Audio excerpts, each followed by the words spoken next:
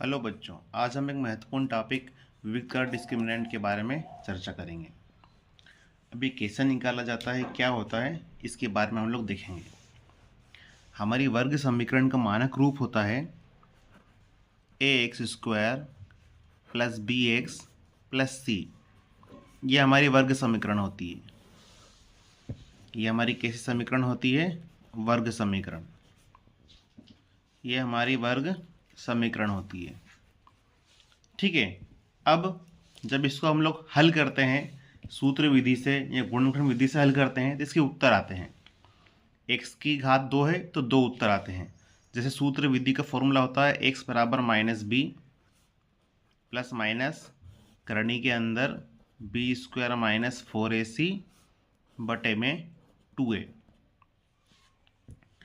यहाँ पर ये b² - 4ac करनी के अंदर है, b² - 4ac करनी के अंदर है। अगर करनी के अंदर कोई सी वैल्यू माइनस की आती है, मान लो इस पूरे को जब हल करते हैं उसका मान माइनस का आता है तो वो वास्तविक नहीं होता, काल्पनिक मूल में चला जाता है। तो इसको बोलते हैं हमारा विविक्त कर। विविक्त कर d बराबर होता है b² - 4ac।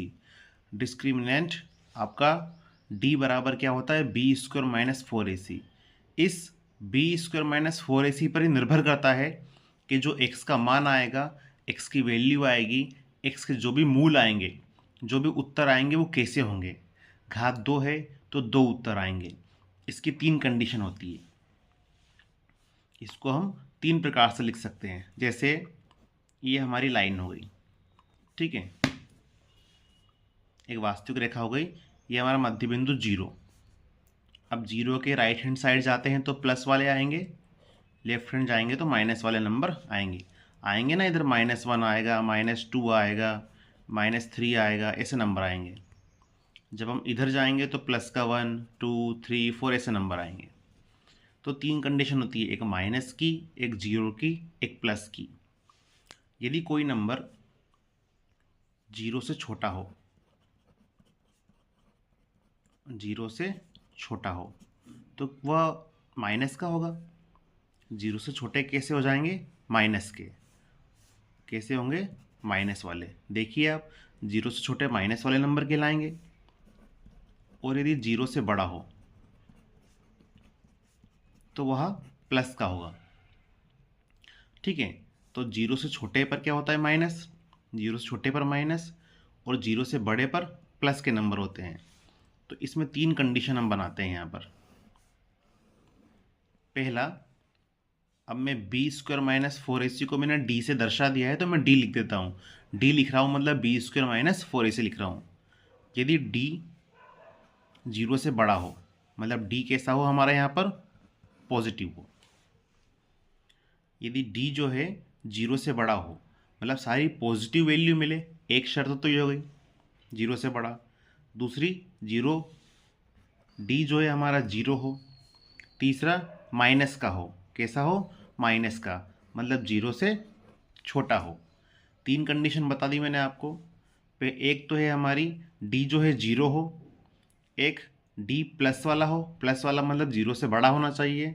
तीसरा, d जो है माइनस का हो, मतलब 0 से छोटा होना चाहिए। d मतलब ये, इसकी बात कर रहा हूँ मैं, है ना। तो 3 कंडीशन यहाँ पर आती है। जब d बड़ा होगा 0 से, d 0 से बड़ा होगा तो उत्तर तो आएंगे, वास्तविक उत्तर आएंगे। कैसे आएंगे? वास्तविक आएंगे। मूल कैसे होंगे? वास्तविक मूल होंगे, पर कैसे होंगे? भिन्न भिन्न होंगे। 2 मूल आएंगे। कितने भाई? समीकरण हमारी घात 2 की है तो 2 उत्तर आएंगे। और दोनों उत्तर कैसे होंगे? अलग अलग होंगे। जैसे एक उत्तर आ गया 5 तो दूसरा आ जाएगा 7, या दूसरा आ जाएगा -6। ऐसे अलग अलग उत्तर आएंगे। और कैसे होंगे? वास्तविक, मतलब नंबर नंबर होंगे हमारे, इमेजनरी, कल्पित नहीं होंगे। पहली कंडीशन। दूसरी कंडीशन है यदि d बराबर हो 0 के। जब 0 के बराबर होता है तो भी वास्तविक ही उत्तर आते हैं।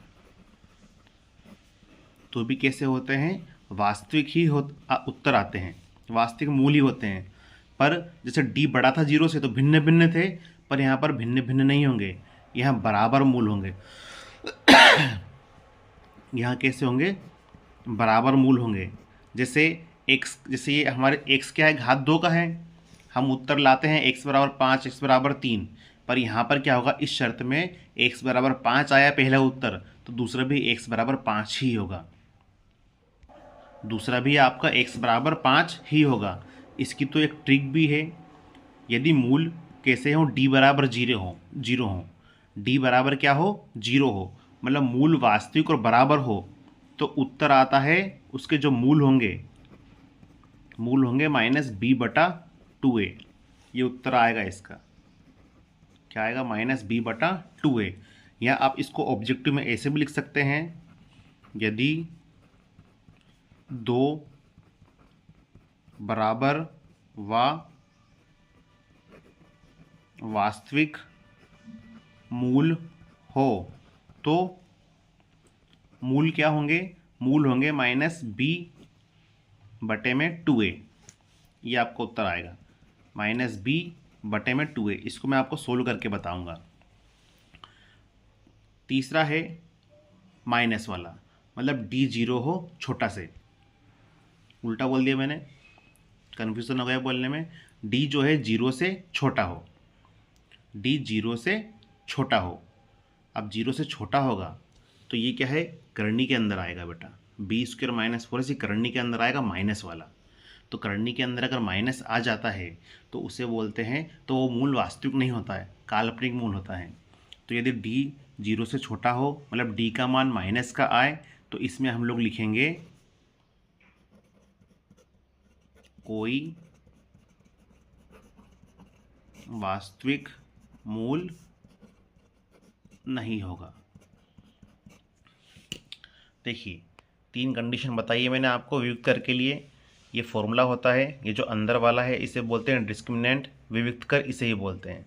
आपसे प्रश्न बोले विविक्त कर ज्ञात करो, तो आपको सिंपल सा डी ज्ञात करना है। क्या ज्ञात करना है, डी, और डी का फॉर्मूला होता है b² - 4ac।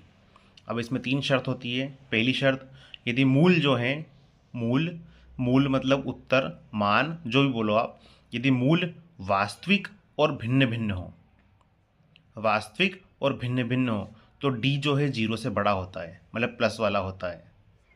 और यदि मूल वास्तविक हो और बराबर भी हो, तो d बराबर 0 होता है, d बराबर क्या, 0 होता है। और हमारे मूल क्या होते हैं, -b/2a। और यदि d जो है 0 से छोटा है, मतलब माइनस का है, d का उत्तर माइनस में आ रहा है, तो कोई भी मूल वास्तविक नहीं होता। ये 3 कंडीशन आती है, ये एग्ज़ाम में ज़रूर आती है, तो आप इन्हें लिख लीजिए बेटा, ये ऑब्जेक्टिव में आता ही है। अब इसका हम सवाल देखते हैं। अब इस सवाल को देखिए आप, 3x² - 2x + 1/3 = 0। प्रश्न में बोल दिया जाएगा विविक्त कर ज्ञात करो, ऐसा पूछ लेगा। फिर आपसे बोल देगा अगर मूल जो है वास्तविक हैं तो उन्हें भी ज्ञात करो, मतलब x की वैल्यू निकालनी है। तो आप जो सूत्र विधि है तो उससे निकालो, या फिर आपको गुणनखंड विधि है उससे निकालो, या अभी मैंने आपको एक बताया भी था, मूल बराबर हो तो क्या करना है। देखिएगा, हल करते हैं इसको। यहाँ से a b से निकाल लीजिए। a क्या है आपका, जो x² गुणांक है वो a है, तो a बराबर हो गया 3। b बराबर कौन होता है, x का गुणांक माइनस का 2, और c बराबर हो गया 1/3। ठीक है, ए बी सी हो गया। प्रश्न में क्या बोला, विविक्त कर ज्ञात करो, तो विविक्त कर का सूत्र होता है d बराबर b² - 4ac। ये सूत्र लिख दिया हमने। b की वैल्यू -2 है, -2 लिख दी। 4 a क्या लिखा है, 3 लिखा है, c 1/3 लिखा है। -2 का स्क्वायर करो 4, 3 से 3 घटा, 4 का 1 में गुणा 4, तो हल करा हमने, तो d बराबर आ गया 0। d बराबर क्या आ गया, 0, मतलब जो उसका विविक्त कर है 0 आ गया। जब 0 आता है तो मूल कैसे होते हैं, अतः मूल वास्तविक व बराबर है, आपको ऐसा लिखना है, जब d बराबर 0 होता है तो मूल कैसे होते हैं, वास्तविक और बराबर होते हैं। ठीक है, इसको ध्यान रखिएगा। अब वास्तविक हैं तो मूल ज्ञात करना है आपको, मतलब x का मान ज्ञात करना है। अगर आपको फॉर्मूला या ट्रिक आती है तो ठीक है, वरना इस सवाल को आप गुणनखंड विधि या सूत्र विधि से हल कर दो। अथवा अब देखो, मूल कैसे हैं, वास्तविक हैं। जब मूल वास्तविक होते हैं तो ट्रिक भी अप्लाई होगी, इसमें एक फॉर्मूला है, यदि मूल वास्तविक हैं, चूंकि मूल वास्तविक बराबर है इसलिए मूल x बराबर -b/2a होंगे। ये उत्तर है आपका, देखिएगा ये लिखा 2, ये 2 लिखा, ये वैसे लिख दिया, लिखा a की वैल्यू 3 है आपके पास, ये माइनस वैसे ही b की वैल्यू -2 है, -b/2a लिखा है, यहाँ भी यही लिखा है, यहाँ भी यही आएगा, 2 बार लिखना है। x बराबर माइनस माइनस प्लस, ऊपर बचा 2, नीचे बचा 2 × 3, ये भी सेम टू सेम चल रहा है, 2 से 2 कट गया एक बार, तो x बराबर यहाँ बचता है 1/3, यहाँ बचता है 1/3। ये आपका x का मान आ गया। आप चाहो तो सूत्र विधि से हल कर दो या गुणनखंड करके कर दो, तो भी यही उत्तर आएगा बेटा आपका। यदि मूल डायरेक्टली -b/2a से आप हल कर सकते हो तो इसको अच्छे से ध्यान दीजिएगा। हमने a निकाला, b निकाला, c निकाला, विविक्त कर ज्ञात करने का बोला था, d वाला फॉर्मूला लिख दिया। अब d बराबर आ गया 0, विविक्त करके आ गया 0, अतः मूल वास्तविक का बराबर है। मूल क्या हो जाएंगे, -b/2a। भाई यहाँ पे घात 2 है तो 2 बार लिखना है, सीधी सी बात है। हल करा 1/3 1/3। ये देखो, मूल वास्तविक और बराबर, ये बराबर वर्ड आया था ना, 1/3 1/3 बराबर आ गए। वास्तविक, ये वास्तविक है। अगर कोई संख्या करनी के अंदर आती है, अगर ये माइनस का 1/2 करनी में होता तो ये वास्तविक नहीं होता है, ये काल्पनिक होता है। ठीक है, तो इस प्रकार से इन सवालों को हल आसानी से किया जा सकता है। एक और एग्जाम्पल देखते हैं। चलो बच्चों, अब इन 2 सवालों को और देखते हैं। यहाँ पर विविक्त कर ज्ञात करना है और मूल अगर का मूलों का अस्तित्व हो, मतलब वास्तविक मूल हो, तो उन्हें ज्ञात भी करना है। यहाँ पर a बराबर कौन दिख रहा है आपको, 2, b बराबर -3, c बराबर 5। इस सवाल में a बराबर 2, b बराबर -6 और c बराबर 3। पहले विविक्त कर ज्ञात करते हैं। क्या फॉर्मूला होता है, b² - 4ac। d बराबर होता है b² - 4ac। b क्या है, -3 है, यहाँ पर -4 वैसे ही, a हैगा 2, c हैगा 5। हमने क्या करा, वैल्यू पुट करी, b की वैल्यू यहाँ पर -6 है, a हैगा 2 और c हैगा 3। हल करेंगे, 3 का स्क्वायर 9, 4 दूनी 8, 8 का 5 में 40। हल करेंगे 6 का स्क्वायर 36, 4 का 2 में 8, 8 तिया 24। ये हल करा तो d बराबर आया -31। ये हल करा तो d बराबर आया 12। ये आई आपकी नेगेटिव वैल्यू, मतलब d क्या है, 0 से यहाँ पर छोटा है, नेगेटिव वैल्यू आई ना। ये आई आपकी पॉजिटिव वैल्यू, मतलब d जो है आपका 0 से बड़ा है। जब d 0 से छोटा है तो मूल वास्तविक नहीं है, काल्पनिक मूल है, मूल वास्तविक नहीं है। जब मूल वास्तविक नहीं है तो इन्हें हल भले ही आप ना करो, मूल वास्तविक हैं तो ही हल करना है, मतलब मूलों का अस्तित्व नहीं है। यदि डी का उत्तर नेगेटिव आता है तो मूलों का अस्तित्व नहीं है, मतलब मूल वास्तविक नहीं है। आप हल करके भी देख लेना गुणनखंड या आपके सूत्र विधि से हल हो रहे हैं कि नहीं। ठीक है, नहीं होंगे, मूल वास्तविक नहीं है, वास्तविक मूल नहीं आएंगे। यहाँ पर डी जो है 0 से बड़ा है, पॉजिटिव है। जब 0 से बड़ा होता है अतः मूल वास्तविक है व भिन्न भिन्न है। कैसे हैं, भिन्न भिन्न है। जब d बराबर 0 होता है, d बराबर तो वास्तविक और बराबर होते हैं, लेकिन जब मूल जो है जब 0 से बड़ा है, अगर d जो आपका 0 से बड़ा है, यदि d 0 से बड़ा है तो मूल वास्तविक और भिन्न भिन्न होंगे। इसके 2 उत्तर आएंगे अलग अलग। आप इसको सूत्र विधि से हल करके देख लीजिएगा। ठीक है बच्चों, तो मेरे हिसाब से ये टॉपिक आपको क्लियर हो गया होगा। अब नेक्स्ट वीडियो में 4-5 सवाल और आएंगे, उन्हें देख के हम इस चैप्टर को ख़त्म करेंगे। अच्छे से प्रिपेयरिंग कीजिए बेटा आप लोग। चैनल को लाइक, सब्सक्राइब और शेयर कीजिएगा।